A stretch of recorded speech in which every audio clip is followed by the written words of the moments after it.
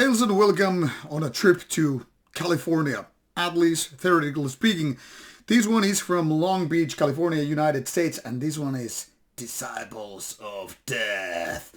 And you guys, as you can pretty much already guess, this one is all about death metal, or technically speaking, more like death thrash.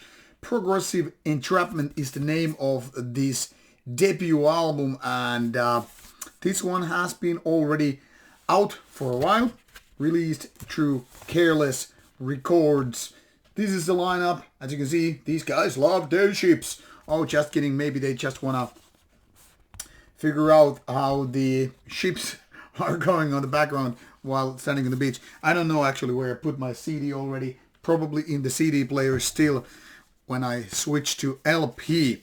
Now, this one offers you some 37 minutes of old school death metal or death thrash. Once again, depending which kind of school, figuratively speaking, you're coming from. I mean, people from the 1980s, kind of a old death metal, kind of understand there's lots of trashiness in old school death metal, but nowadays people might feel this is exactly death thrash. But that is just nitpicking. Nobody gives a damn. Originally, this was released in 2020 as digital format, and later on this one was released on physical format, and that is 2021 by Careless Records. And as you can probably see, this one was already out also on tape. So this has been waiting for its turn for a review quite some time due to massive queue, but no excuses now. This one is here, and let's talk about the music. Like I said, this is something that, depending on the person in question, might feel more like necessary to emphasize the death metal side, especially when you think about it. There's a lot of powerful growly vocals which kind of make a point, and less of that trashiness, which in ways I guess could be coming from more on the vocal side or also riff wise.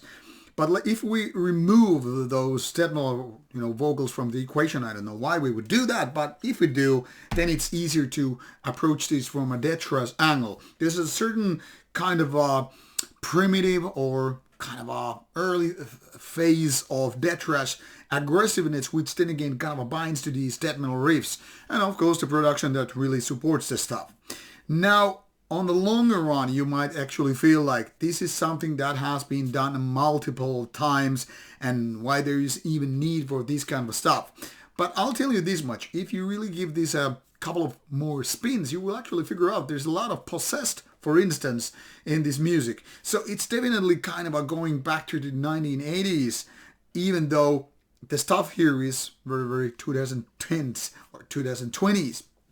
And that is what makes this interesting. It's kind of a very retro at the same time, as well as being very timeless in the 1980s or 1990s ways. So death metal and thrash metal making beautiful babies here as well. Now overall, this could be a lot catchier or memorable, depending which kind of a wording you prefer when we're talking about, these iconic albums.